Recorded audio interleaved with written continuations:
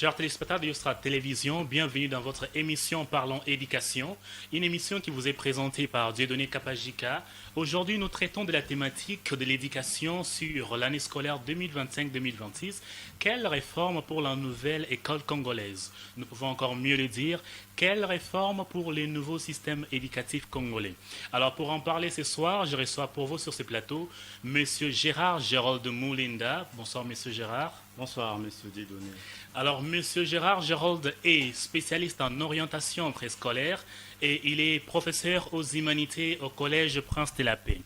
Alors, pour parler ce soir, nous allons commencer par voir l'image de l'éducation en République démocratique du Congo.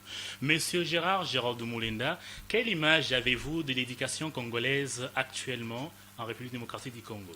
Merci beaucoup, Monsieur Dieudonné. Nous avons un double visage, voulais-je dire, de notre système éducatif.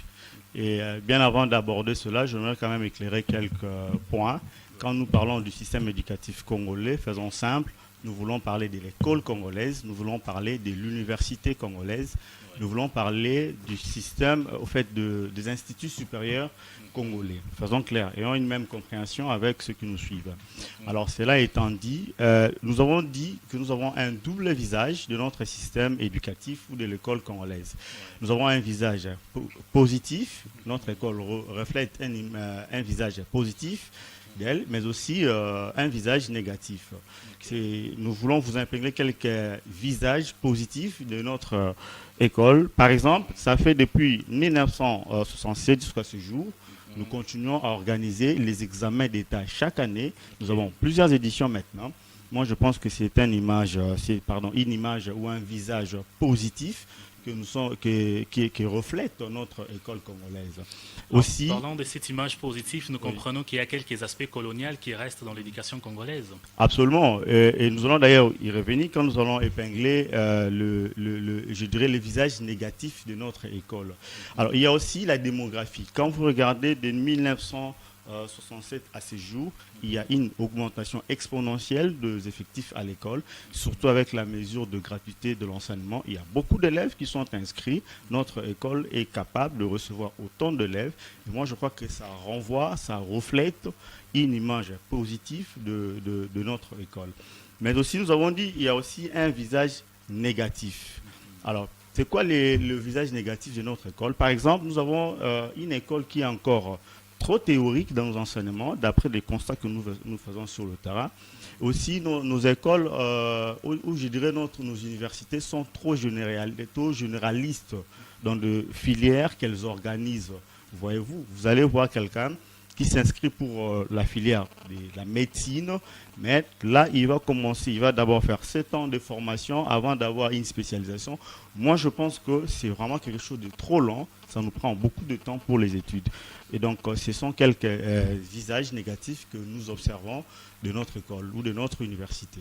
Alors, en parlant de ces visages négatifs, oui, que dites-vous du système LMD qui a été instauré comme réforme dans les années passées, dans les années 2014, disons? Bon, le système LMD, c'est un bon système par le fait que, avec ce système, on aimerait justement quitter cette généralisation des études vers une forme de spécialisation. Mais quand nous lisons beaucoup de nombreux rapports du ministère, où nous avons des témoignages que nous avons de beaucoup d'étudiants, on pense que nous avons l'impression que ce système a été introduit de manière précipitée, sans être suffisamment préparé, et ce qui met en difficulté nos universités. Et je crois que nous devons corriger ces niveaux-là. Alors, mesdames, messieurs, pendant que nous avons parlé de l'image de notre école congolaise en ces moments, nous avons vu les défis auxquels nous sommes en train de passer. Nous aimerions revenir avec M. Gérard sur certains défis qui sont majeurs depuis l'époque coloniale jusqu'à ces jours. Vous avez épinglé l'université, la démographie, la gratuité, certaines réformes qui ont été introduites les années passées. Mais depuis l'époque coloniale, quels sont les plus grands défis que vous trouvez que le système scolaire congolais est encore en train de souffrir et que nous devons améliorer? Bon, il y a deux niveaux des défis, je dirais. Les défis au niveau du système lui-même et les défis au niveau national, de l'histoire du pays. Quand vous regardez l'histoire de notre pays, nous avons longtemps fait face aux guerres, aux pillages. Nous avons fait face à de nombreux défis qui n'ont pas aidé à ce que notre système éducatif évolue.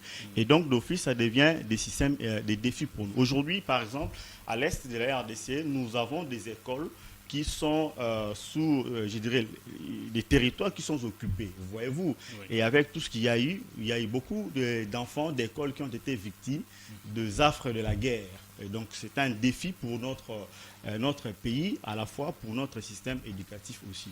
Mais des défis pour le système éducatif eux-mêmes, nous l'avons dit ici, nous avons un problème sérieux d'infrastructure. Nous avons un problème sérieux nous avons eu un problème sérieux d'infrastructure. Nous avons dit ici, beaucoup d'écoles n'ont pas des matériels didactiques qu'il faut, on n'a pas des bâtiments qu'il faut, on n'a pas les écoles qu'il faut. Nous avons de témoignages où nous voyons des salles de classe pléthoriques avec 50, 60, 70 élèves. Ça montre bien que nous devons relever ces défis-là en termes d'infrastructure. Alors, mesdames, messieurs, je rappelle que nous sommes en train d'écouter M. Gérald Moulinda qui nous parle des réformes pour la nouvelle école congolaise. Maintenant que nous avons vu les défis auxquels fait face le système éducatif congolais, M. Gérard, que pensez-vous, selon vous, seraient les mesures à prendre pour améliorer notre système éducatif congolais en année scolaire 2025-2026 et les années à venir? Alors, nous préférons parler du terme réforme.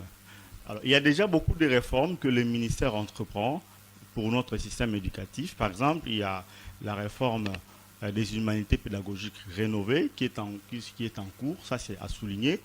Il y a d'autres réformes au niveau de l'administration scolaire avec la rationalisation du bureau gestionnaire, ça c'est aussi des réformes.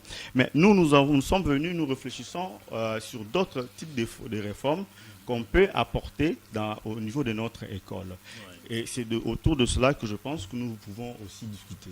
Alors, quels sont les points que vous épinglez dans ces réformes? Nous les retrouvons dans votre article que vous avez coécrit avec M. Joël Zongi, où vous partagez vos idées philosophiques à ces propos. Pouvez-vous nous rappeler certains points clés de votre article que vous avez écrit? Oui, merci beaucoup. L'article n'est pas encore publié. Nous sommes en train de réfléchir. Oui. Alors, puisque nous avons eu l'occasion de passer devant pour parler de notre système éducatif, on s'est permis de parler de quelques idées que nous sommes en train de développer. Nous sommes en train de souhaiter une école, par exemple, basée sur le pragmatisme. Le pragmatisme, c'est une conception de l'éducation qui veut à ce que l'enseignement soit productif, qui veut à ce que l'enseignement soit pratique. Et c'est le type d'enseignement que nous voulons. Parce que notre constat à nous est que nos écoles sont trop théoriques et ça, c'est un défaut. Ça ne nous permet pas. Vous allez voir quelqu'un qui a fait les études humanitaires, il fait les études d'ingénierie à l'université ou à l'institut supérieur, il termine, mais ils sont incapables d'inventer, ils sont incapables d'entreprendre. Pourquoi? Parce que la formation tout au long du cursus a été trop théorique, voyez-vous. Avec la théorie, on ne voit pas comment vous allez inventer. Ça, c'est un défaut majeur que nous constatons dans notre système éducatif et que nous voudrions à ce qu'on corrige cela. Par exemple, dans toutes nos écoles techniques, que nous ayons suffisamment d'infrastructures, comme nous l'avons dit ici, suffisamment de moyens qui vont permettre de faire des pratiques de telle sorte que quand on forme un élève en maçonnerie, quand on forme un élève en construction dans une école congolaise, dès qu'elle termine, qu'il soit prêt d'être utilisé comme ouvrier en construction. Mais avec une théorie, eh bien, il ne sera pas productif. Alors, Monsieur Gérard, nous parlons de vos réformes que vous avez proposées. Oui. Dans l'entrée des jeux, j'aimerais épingler 3 points qui me sont semblés les plus essentiels. Vous avez parlé du congocentrisme en éducation. Oui. Vous avez parlé de la nationalité ou les nationalismes éducatifs. Oui. Vous avez parlé des langues et de l'écriture nationale. Oui. Et avant d'entrer en profondeur de ces points, j'aimerais que vous puissiez nous parler de la redéfinition des missions éducatives. Oui, au fait, nous nous sommes dit que nous devons, tout commence par là. Un système éducatif réussit en fonction de finalités qu'on projette, qu'on poursuit, voyez-vous. Et tout ce que nous faisons, toute l'organisation de l'école tourne tout autour de comment approcher, comment atteindre ou réaliser ou poursuivre ces finalités, voyez-vous. Alors nous disons, pour transformer en profondeur le système éducatif congolais, nous devons commencer par penser aux finalités que doivent poursuivre notre école. Actuellement, c'est vrai, nous avons des finalités. Par exemple, nous voulons à ce que l'enseignement forme un citoyen congolais responsable, ouvert aux valeurs, etc. Mais quelles sont ces valeurs? Il faudrait bien qu'on définisse très clairement ces valeurs et que ces valeurs-là soient reprises dans tout le cursus, dans tous les curricula de l'enseignement. Alors, je rappelle, vous avez parlé de promouvoir la science, la technologie, l'innovation, former les Congolais à être disciplinés, compétents et engagés. Etc. Donc, oui, et donc nous sommes en train de dire, si nous définissons ce valeur-là et nous savons le poursuivre, c'est alors que nous serons dans la droite ligne de la vision de notre système éducatif, de la philosophie de notre système éducatif. Alors, nous avons dit aussi que nous voulons une refondation des valeurs, nous voulons aussi à ce que le citoyen congolais soit productif. Il sera productif quand l'enseignement est pratique. Voilà pourquoi nous avons parlé du pragmatisme plus tard. Et nous avons dit que nous voulons que le Congolais, qu'on puisse développer les compétences personnelles, le développement personnel, soit au cœur de notre système éducatif. Parce que le développement personnel contribue, vous savez, tout est au niveau du mental de la personne. Vous pouvez être fort physiquement, mais quand votre mental est faible, vous ne saurez pas relever les défis. Nous avons l'impression que notre système éducatif ne prend pas en compte cette dimension de la personne humaine. Voilà pourquoi nous disons, nous devons mettre en place un enseignement du développement personnel qui va permettre à l'élève congolais de développer des capacités émotionnelles, de développer des compétences personnelles en termes de conduite, en termes de discipline, en termes de gestion de temps, en termes de leadership. Voyez-vous, ce sont des points importants vers lesquels nous devons orienter notre système éducatif. Là, nous comprenons que vous étiez en train de parler des valeurs que nous devons revisiter dans notre système éducatif. Et si nous passons à la partie où vous avez parlé des congocentrisme et nationalisme éducatif, comment pensez-vous que cela pourrait être pratique dans le milieu scolaire congolais et pourquoi avez-vous pensé à proposer cela? D'abord, je dois expliquer c'est quoi le congocentrisme. Le congocentrisme, nous sommes inspirés du concept afrocentrisme. L'afrocentrisme, c'est un courant de pensée tenu par les savants africains qui pensent qu'en termes d'éducation, l'éducation doit être orientée vers le système éducatif africain. Et puisqu'il s'agit du Congo, de la RDC, nous parlons du congocentrisme, c'est-à-dire orienter les systèmes éducatifs, orienter les enseignements congolais vers le Congo. Il faudrait que l'élève congolais connaisse bien le Congo, son histoire, ses richesses, ses défis, le problème auquel nous faisons face. Vous comprenez un peu? Donc, si je comprends bien, vous pensez que dans les systèmes éducatifs actuels, il y a beaucoup de matières qui ne serviraient pas aux Congolais en tant que Congolais et qu'il faudrait les remplacer par des matières qui les tourneraient beaucoup plus vers les sols de la RDC. Tout à fait. Je pense que vous m'avez très bien compris, c'est ce que nous demandons, c'est ce que nous pensons bon pour le Congo. Il faudrait que les Congolais maîtrisent bien le Congo. Il ne faudrait pas que des découvertes sur le Congo soient faites par les autres avant que nous-mêmes nous puissions le faire. Donc, pour que nous arrivions à cela, il faudrait que nous puissions bien étudier nos lois, bien étudier la Constitution. Vous savez que la Constitution, on dit que c'est la loi fondamentale d'une nation, voyez-vous. Et nul n'est censé ignorer la loi, vous comprenez.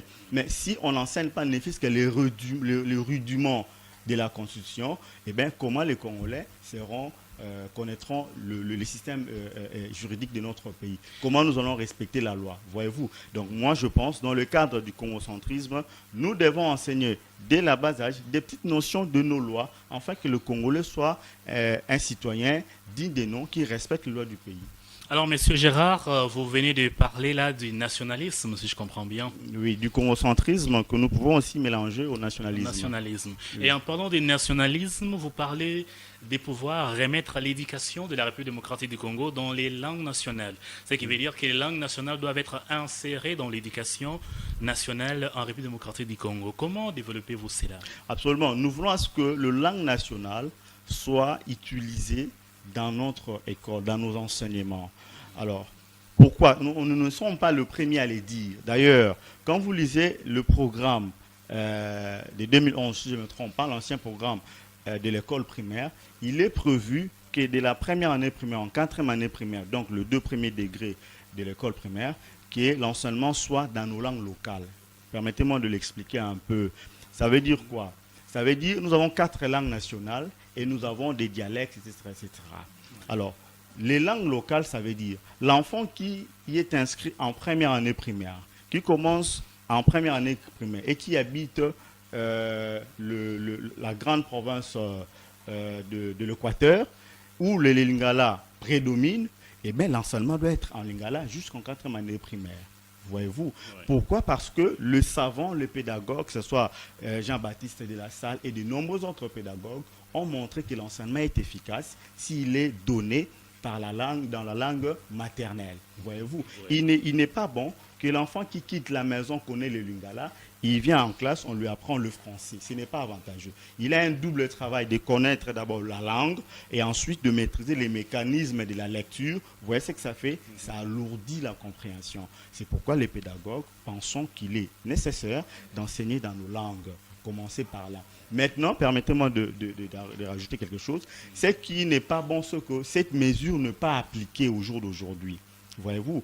Pourtant, nous devons revenir sur cette mesure-là, que l'enseignement soit en langue locale. Ceux qui sont à l'Est vont commencer à étudier en Swahili, ceux qui sont à l'Ouest, le Lingala, le Kikongo, pour ceux qui sont au Congo central, voyez-vous, ainsi de suite. Maintenant, quand l'enfant, jusqu'en 4e année primaire, suit la langue, suit l'enseignement en langue locale, eh bien, je crois qu'il est bien parti pour comprendre même le français quand ça va venir, voyez-vous. Alors, mesdames et messieurs, cette émission est suivie par les décideurs éducatifs, les parents ainsi que les élèves. Nous en profitons pour lancer une question aux élèves que nous suivons en ces moments, à vous les parents aussi, ainsi que les décideurs.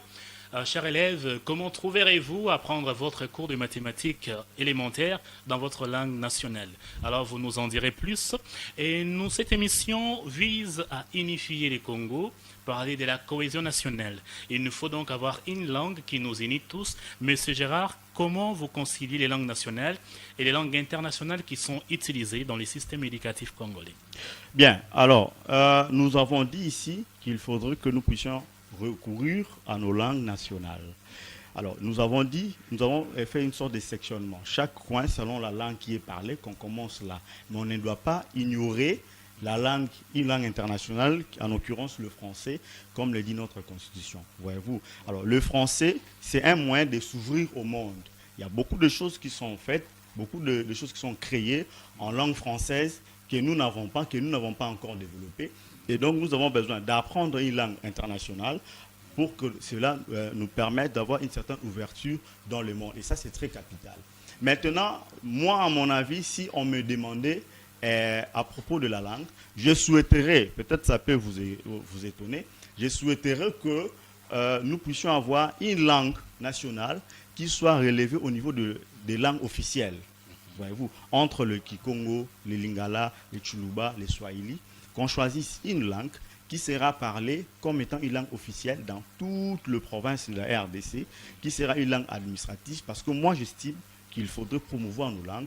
Moi, j'estime qu'il faudrait mettre en place un système éducatif souverain. Et ça commence aussi par la langue. C'est très capital. Alors, nous parlons du congocentrisme, du nationalisme. Je pense que cela devait mettre une puce à l'oreille de chaque personne qui nous suit en ces moments, d'apprendre toutes les langues nationales.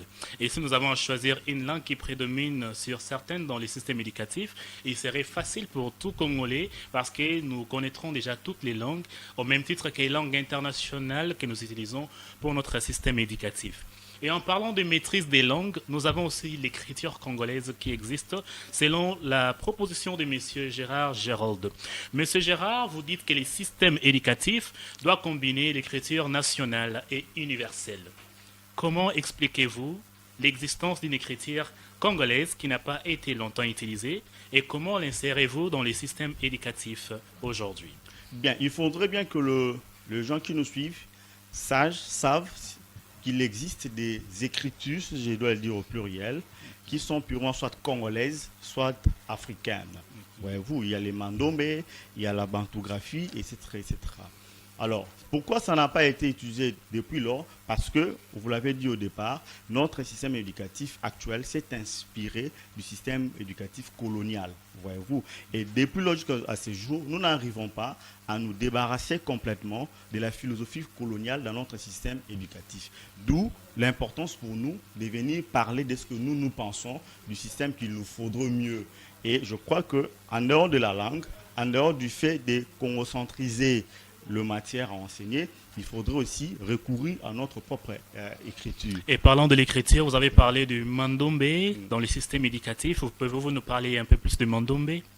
Bien, par contre, j'aimerais plutôt mettre la matière à la place publique, que les éducatifs y réfléchissent, que les personnes spécialisées dans ce domaine y réfléchissent pour que nous puissions trouver quelle meilleure écriture nationale congolaise peut mieux nous convenir, que nous pouvons insérer dans notre système éducatif. Dans un premier temps, au même moment, avec l'écriture, le système alphabétique que nous avons aujourd'hui, et à même moment, nous introduisons petit à petit, progressivement, le système national, le système d'écriture nationale. Oui, parlez-nous d'une écriture nationale que vous avez épinglée. Oui, nous avons parlé de la bantographie, nous avons parlé de l'écriture mandombe, mais les savants congolais peuvent en développer encore beaucoup plus. Alors nous allons maintenir les écritures universelles, bien sûr. Évidemment, parce que dans un premier temps, nous n'avons pas encore tout vanté, nous ne sommes pas encore totalement souverains. Nous dépendons encore des autres, voyez-vous. Et donc, nous allons maintenir l'écriture, le système alphabétique actuel, mais tout en ajoutant notre système propre et progressivement, nous pourrions voir comment basculer. Comme ça s'est fait, comme les Chinois ont fait par exemple. Ouais. Oui. Je comprends que c'est par là que vous parlez du pragmatisme pour les résolutions des problèmes en RDC. Oui, non, le pragmatisme est notre point que nous voulons, un autre point de réforme que nous proposons pour notre système éducatif. Alors, arrivons au pragmatisme. Vous parlez de l'apprentissage par l'expérience et l'action. Et dans ces pragmatismes, vous proposez des méthodes actives centrées sur l'expérimentation et la mise en situation réelle de l'élève congolais. Pouvez-vous nous donner des images qui ne sont pas liées à la pratique réelle, que ce soit à l'université, dans l'éducation secondaire, et comment vouliez-vous concilier ces pratiques enseignées avec la réalité sur terrain? Oui, je l'ai dit ici au départ, quand j'étais en train d'expliquer le pragmatisme, nous avons dit un élève ou un étudiant qui est inscrit, je ne sais pas moi, en construction, en bâtiment ou en géologie ou quoi, il apprend des machines, mais qu'il ne voit pas. L'enseignant fait seulement le dessin au tableau. Je crois que vous avez vu ces images qui circulent dans les réseaux sociaux. L'enseignant fait le dessin au tableau et puis il explique les parties. Voici le parti de telle machine. Il vous le dit comme ça. Ce n'est pas efficace. Par contre, dans le système éducatif développé, quand on parle de la machine X, vous êtes dans le laboratoire, vous êtes soit dans l'atelier, vous êtes en train de palper du doigt la machine en question, vous êtes en train de manipuler la machine en question, et je crois que c'est vers ces systèmes-là que nous devons basculer. Et en basculant vers ces systèmes, vous parlez d'intégrer des projets concrets. L'agriculture, l'artisanat, l'urbanisme. Pouvez-vous détailler un tout petit peu? Oui, parce que notre pays fait face à de nombreux défis.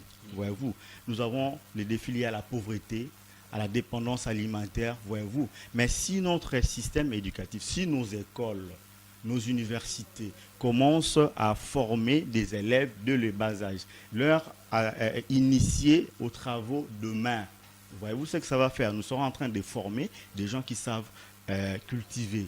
C'est ce que nous voulons. Nous voulons que, de le bas âge, que nous puissions repérer tous les défis dont le pays fait face.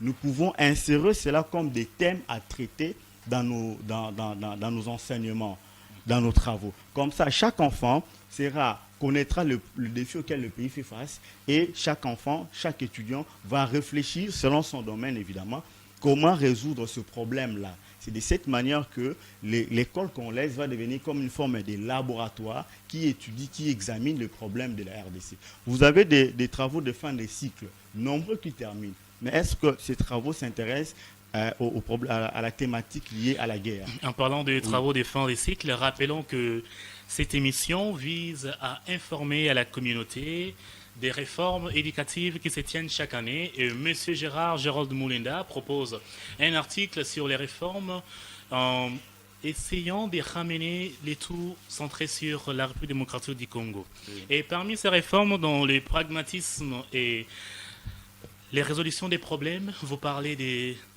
stages dans les entreprises, vous parlez des immersions professionnelles, Oui. et là vous parlez de ce sujet des fins d'études. Nous voyons qu'en République démocratique du Congo, les étudiants ne font des stages souvent que vers la fin de leurs études. Oui. Alors comment comptez-vous améliorer cela quand vous parlez de l'immersion dans les systèmes professionnels pour Oui. devoir résoudre des problèmes au niveau local? Oui, pourquoi pas chaque année, dans chaque domaine, qu'on prévoit des stages. Je prends l'option pédagogique, voyez-vous. Les stages pédagogiques est prévu seulement une fois pendant tout le 4 ans de formation et à la fin de l'année. Heureusement, avec les humanités pédagogiques rénovées, je crois que nous allons corriger cette erreur, n'est-ce pas? Même à l'université, les stages ne se font pas suffisamment. Il faudrait qu'on augmente le nombre d'heures de stage par année académique, que chaque filière, que nous soyons plus proches du monde professionnel que des ciseaux dans le monde académique. Et nos stages ne devraient pas être un stage d'un mois, un stage de 2 semaines. Non, ça doit être des réels stages, des 3 mois, 4 mois, 5 mois, voyez-vous, où les étudiants sont en contact permanent avec le monde du travail. Ils sont mieux initiés au travail que plutôt de rester longtemps à l'auditoire. Et à partir de là, ils peuvent mieux écrire des projets réalistes comme C'est en étant sujet de plus dans le d'études. monde professionnel, justement, qu'ils vont découvrir des problèmes, les défis auxquels le monde du travail fait face, et ils peuvent venir avec des solutions au travers de travaux de réflexion, d'études, de recherche qu'ils mènent. Et en parlant de cette éducation orientée vers la résolution des problèmes nationaux, vous suggérez que les enfants dès les bas âges peuvent déjà apprendre des notions qui peuvent leur permettre de résoudre des problèmes locaux Oui. tels que l'insécurité alimentaire, Exactement. les déchets sur la ville. Expliquez Oui, oui. comment un enfant peut Là, se mettre vous dans avez ces... épinglé un point très important. Nous avons par exemple le problème d'insalubrité qui dérange la ville de Kinshasa. Voyez-vous. Mais si on commence à inculquer dès le jeune âge aux enfants la culture de la propreté, de l'hygiène, non seulement l'hygiène personnelle, mais aussi l'hygiène communautaire. Je crois que si on insiste là-dessus, nous aurons des enfants qui seront prêts à se comporter de manière à ce que nous ayons une communauté propre. Alors, cela nous amène exactement dans le domaine de l'ingénierie. Oui. Alors, cela nous amènera à créer des industries en RDC et nous passons à ces points qui parlent de la spécialisation et domination des études d'ingénierie. Vous parlez d'introduire des programmes spécialisés dès l'école primaire.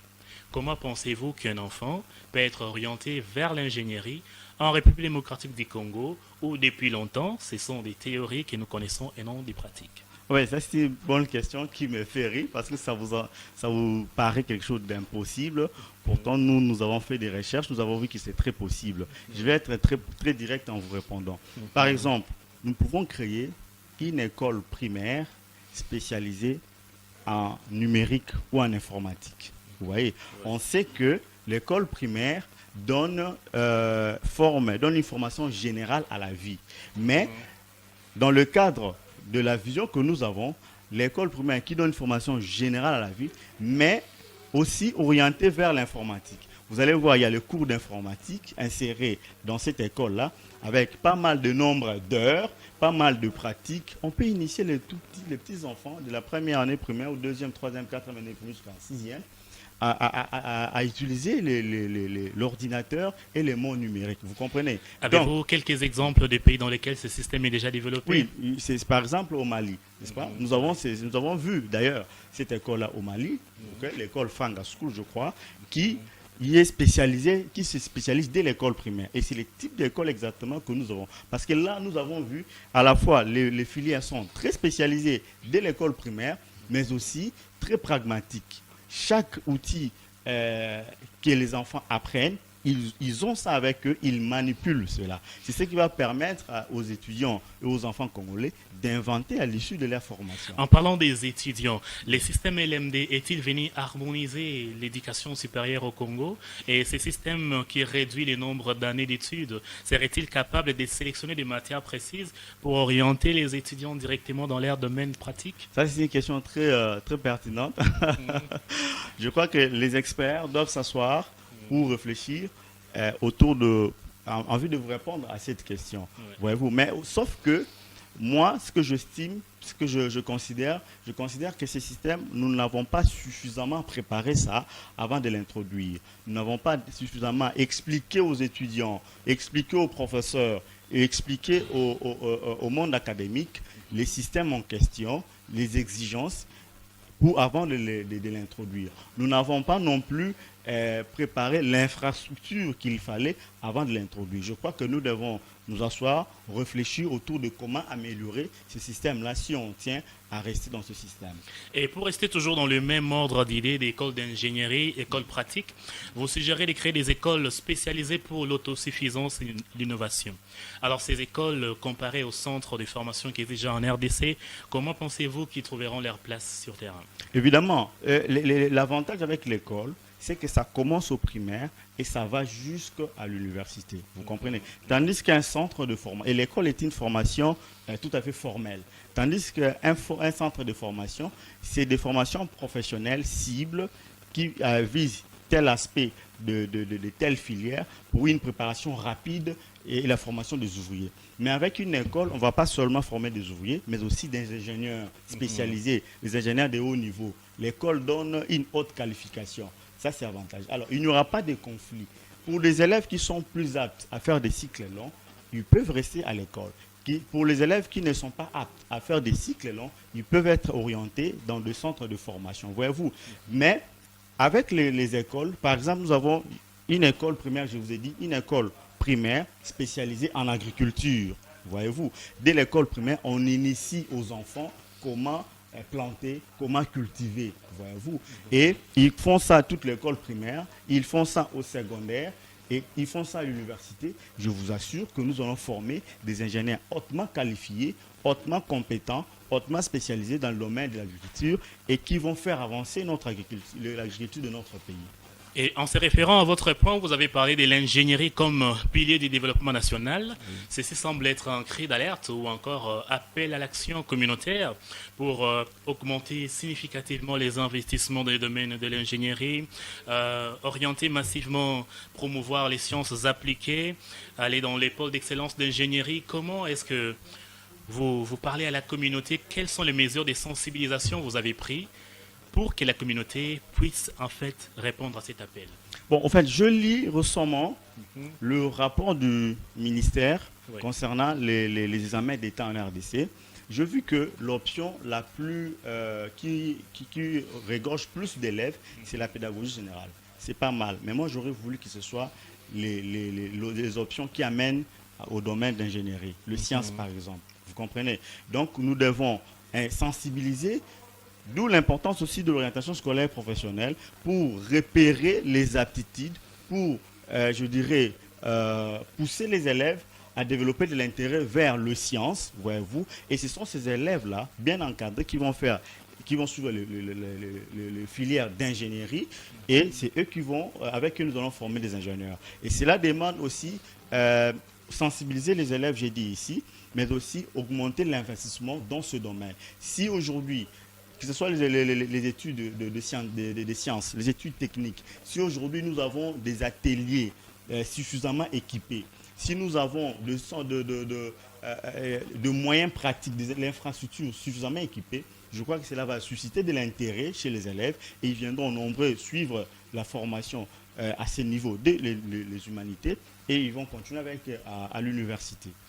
Monsieur Girard, vous avez parlé de promouvoir la science chez les élèves. Cela touche bel et bien les points de l'orientation scolaire et professionnelle. Nous allons y arriver, mais rappelons que nous sommes toujours avec Monsieur Gérard Gérold, expert en orientation scolaire, qui nous parle ce soir des réformes pour l'année scolaire 2025-2026 et les années à venir.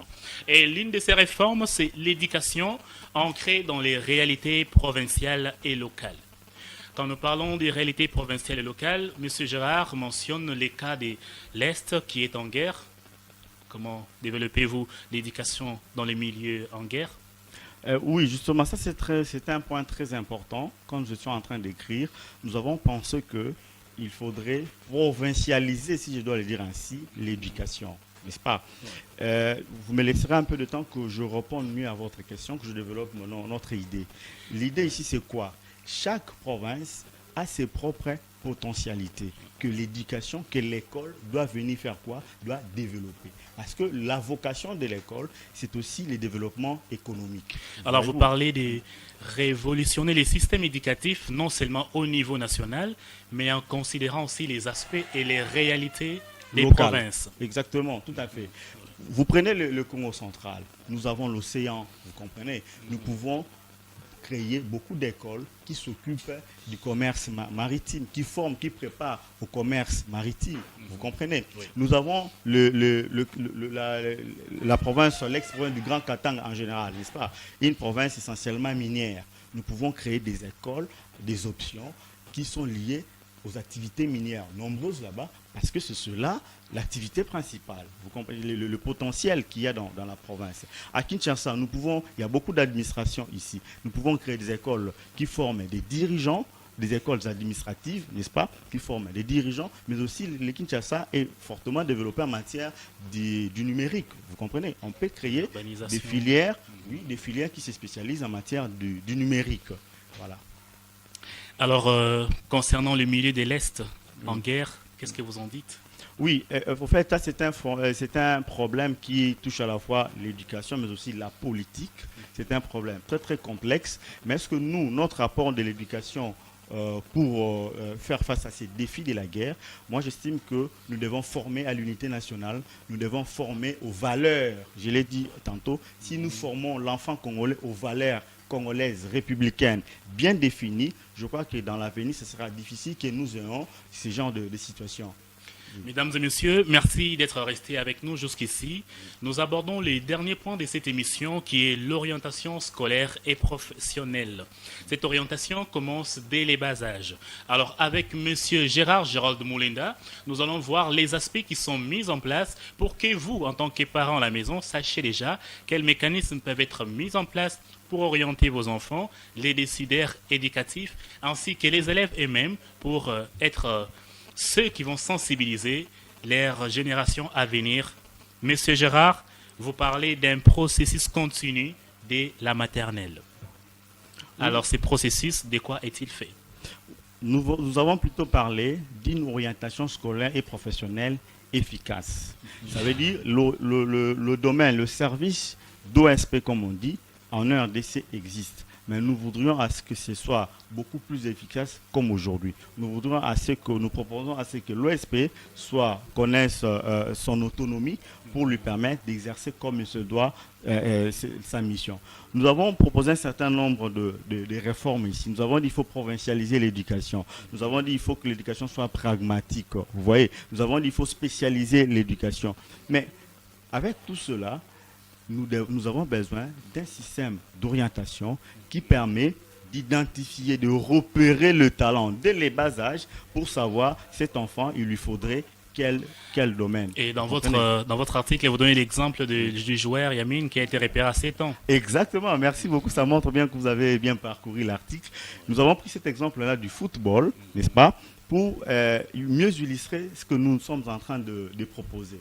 Vous voyez, oui. Alors, au football, quand on repère un talent dès les bas âges, il y a des écoles de foot qu'on va former jusqu'à ce que l'enfant, quand il en sorte vraiment de manière bien formée et il fait des exploits. Eh bien, nous pouvons aussi faire la même chose. Nous repérons les talents avec les concours de conseillers d'orientation dans les écoles. Ils savent repérer les talents de l'école primaire, de le bas âge, et ils savent déjà orienter les enfants selon les aptitudes qu'ils présentent. C'est vrai que cette orientation peut paraître précoce, mais elle est suivie par un accompagnement tout au long du processus de l'enfant. Et cela peut même être un moyen de compréhension résumée de votre intervention, qui est d'orienter les talents selon les besoins du pays. Exactement. Et en parlant des besoins du pays, vous parlez de revitaliser les centres nationaux d'orientation au niveau psychologique, emploi.